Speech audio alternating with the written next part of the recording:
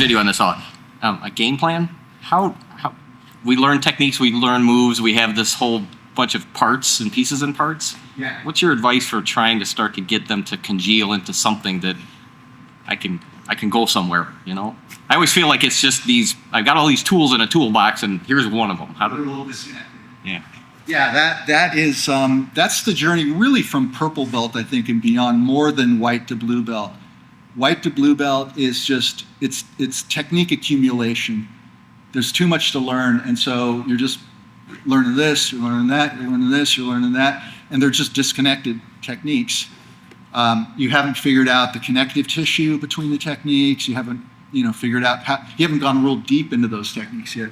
But once you're close to purple belt and beyond, it's about taking these islands that you have and figuring out how to create bridges and pathways between the islands. Or if you want to use a map analogy, there's a map, where the stadium is and the Trader Joe's, and these points of interest, but now where's the shortcuts? Oh, there's a back alley over there, there's this. So I think a good thing to do is to flowchart out your game. Start thinking more deeply about your own game, because purple and beyond, it's really about going way deeper into the things that you like to do and the things that you do well, more so than continue to look for that next thing.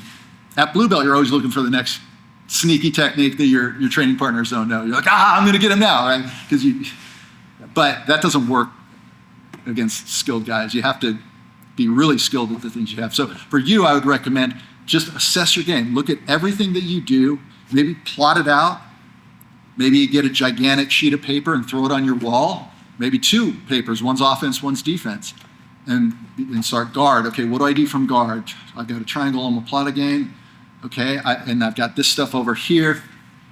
And then now the homework is figuring out the connections and the pathways and how you can kind of integrate that into a more cohesive system. It'll never be perfect.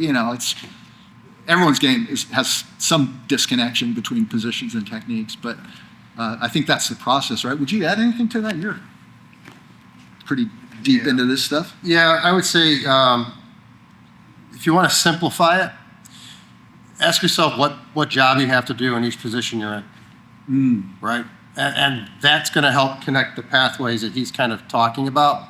So like if I'm standing and they're sitting, for instance, I know my job is to pass through guard or to sub them, right? So I know that's my job. So what am I going to have better results with, right? And if I'm up against a guy like Rick's level, I know maybe his subs aren't going to be really there, so I'm going to focus on my passing and see if he opens up something to give me that sub or gives me the next position forward. Really, I just simplify it that much. Yeah, I find that helps quite a bit. Yeah, that's a good point, is sometimes stripping away all the noise and asking yourself, what is the goal here? What is there's always a hierarchy of goals in jiu-jitsu from every position, and you focus on the primary goals there. That's great advice, Chris. Thank you.